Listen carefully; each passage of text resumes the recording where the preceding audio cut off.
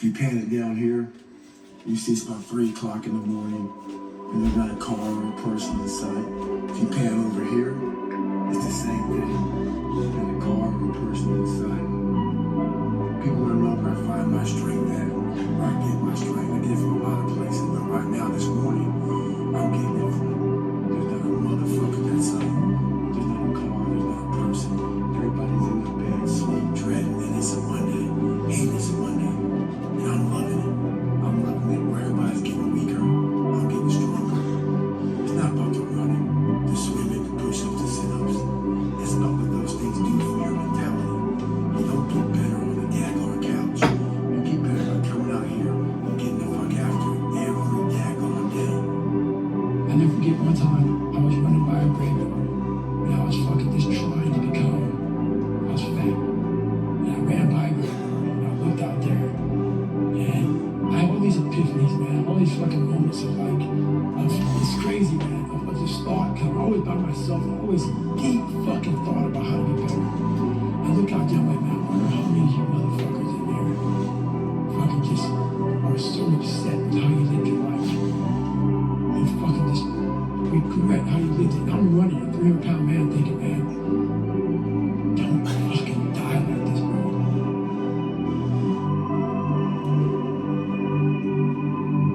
Every morning, every day of our lives, we have choices to make. You get the choice to stay in bed, to say, forget it, I'm not gonna work out today, or forget it, I'm not gonna work hard today. You always have a choice every single day of your life. So I made the choice to get up early and run and get after it again.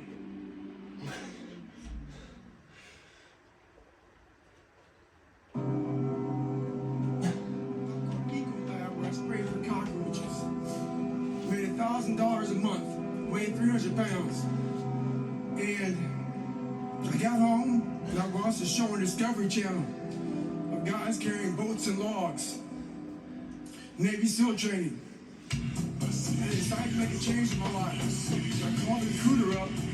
He asked me these questions. He had to be a certain age, like a certain height in weightlifting. I was 6 foot 300 pounds. He laughed at me. 7 other recruiters laughed at me. One recruiter finally said, come on in, I'm too busy to talk to the phone. He didn't know how much I weighed. I walked in the recruiter's office, he looked at me and he said, you're fat and you're black. Get it, 18. Get it, 19. Yeah, 20, you got the Lord, yeah. 21, yeah, get it again. Come on, we want to see it. Good, 22. Who's going to carry the boat and the ball?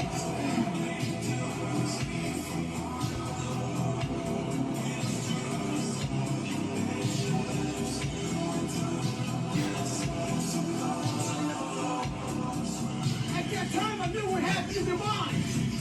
They were living off the hope factor. They hoped the instructors would stop running. They hoped the water was never cold. They hoped the weather was fucking good. I don't live off that hope shit. I wish the water was cold. I wish the motherfucking instructors keep on fucking running. I wish the fucking rain.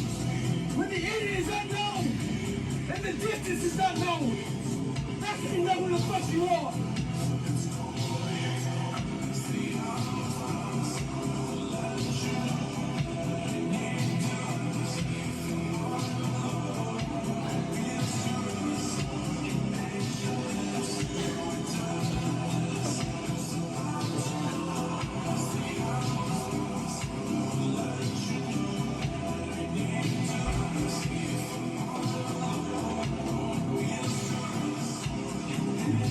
One motherfucking option. Stay fucking hard.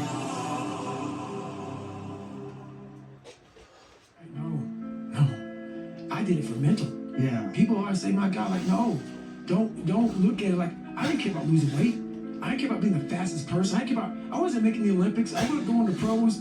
I could barely read and write when I was in a junior in high school. I wasn't going anywhere.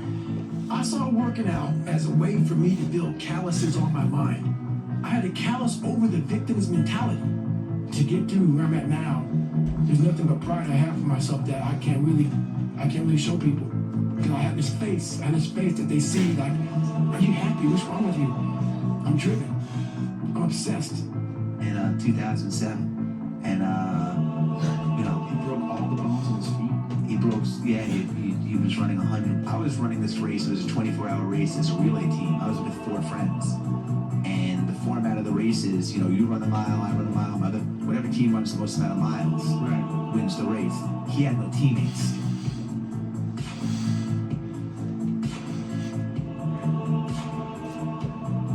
It's important, man. And most people struggle their whole life to find out who they are. Struggle their whole life to find out what defines them, what they actually enjoy and what they don't. You start putting yourself in situations that suck, you'll find yourself.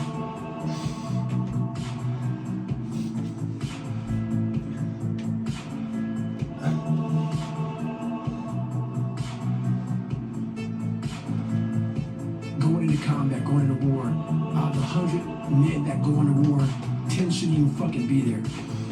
80 of them are just targets. 10 do most of, or 9 do most of fighting. 1 is a warrior. And it's a true quote to life. I saw it going through training, I saw it everywhere I went. There's so many people who just show up to life that shouldn't even fucking be around. And there's few people who do all the work. I wanted to be part of that 9, and I'm working towards being that one.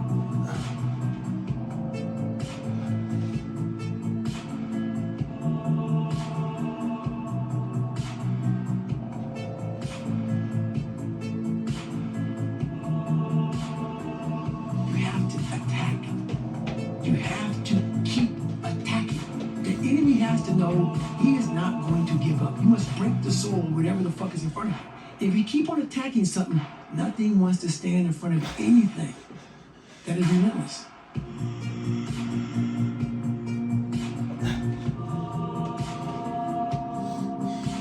So that's the first thing I did. I didn't panic when I had 30 more miles to go to get 100.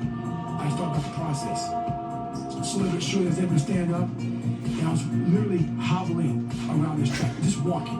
No running at all. I couldn't run. My feet were in the worst pain. It's the worst pain I've been in my entire life. Nothing in any training is even comparable to this last 30 miles.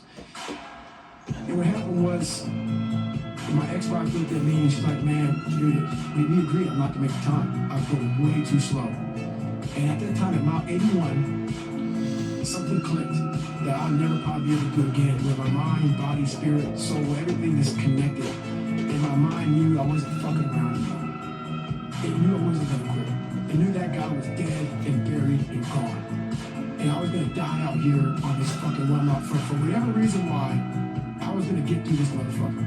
I didn't give a damn.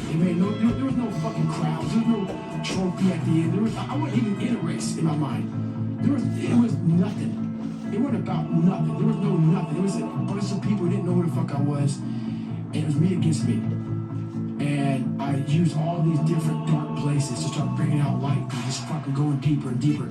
Ended up running the next 20 miles. I ran 101 miles. And I ran the next 20 miles, at about a 10:30 pace. And I did 101 miles in 18 hours and 56 minutes.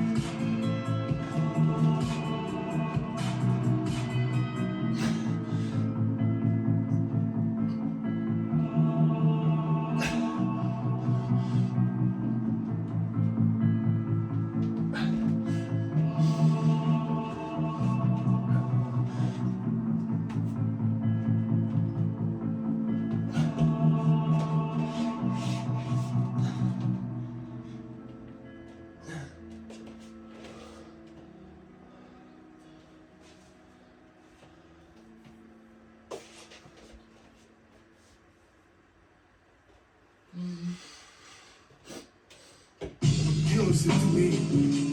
I was not always a strong guy. You see, I went through a lot of hard times in my life to get here today. And you can fucking achieve absolutely possible. You don't need great parents. You don't need like a private school. You don't need to have this humongous GPA and all this other shit. What you need is one thing I talked in the book, which is straight up brutal working. You have to be willing to outwork everybody in the world. One thing in life, this applies to everything in life. Anytime you move from being normal to trying to be exceptional, people aren't gonna like that shit. Those normal people, it makes them feel like shit, so they'll judge you. And nowadays, it's very easy to be a fucking coward. Why? We got Instagram and shit. Most folks don't tell you to your face. They go online, they post about it like cowards. Don't let cowards get in your fucking head. And last thing, make sure you do you. Stay hard.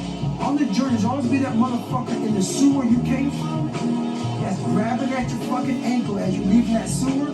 That's going to drag you right the fuck back down because you figured it out. And those guys, all I wanted to be was an uncommon man. My whole life, I was not that. Much worse than that.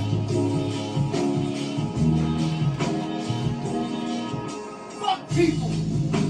One thing you have to learn early in life. I didn't learn this till later on. I don't give a motherfucker. You can't care what anybody thinks about you. If I care what people thought about me, you think I'd be yelling out here, doing 105-pound rock, talking shit? This is who I am.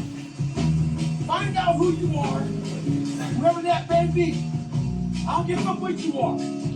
Find out who you are, and own that motherfucker, and tell people to go fuck themselves. Don't ever worry about anybody and what the fuck they think about you. You do that, I guarantee you, your life will be in shambles. You will become the biggest bitch of all time.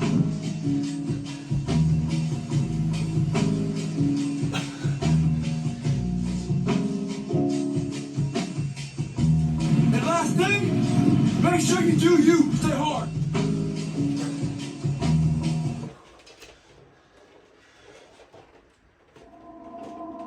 So my first run, when I decided to lose the weight, I was, like I said, 297. I was about 32% body fat.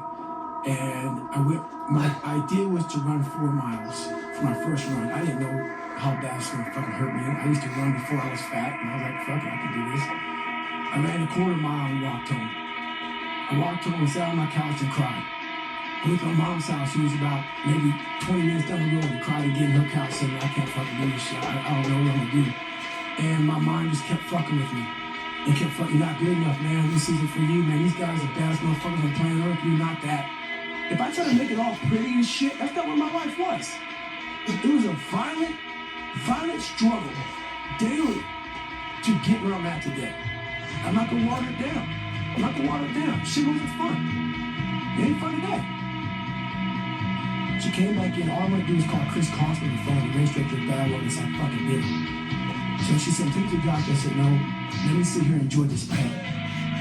She said, what are you talking about? I said, you know, I need to go to the doctor, I realized that. But I never thought it was humanly possible to do what I did. All that pain and suffering and things going through my fucking body, and I sat in that tub and the water hit me, and it was the most amazing feeling of accomplishment, and I want to be numb. I didn't want people to give me drugs and to numb this fucking pain. I did this. You people hear this soft kid, oh my God, he's miserable, oh my God, what the hell's wrong with him? You're missing the fucking story. You're not listening to the story, man. Look what I overcame. You're missing the story, man. Am I happy? What the fuck do you think? Happiest person in the world. But I'm not done.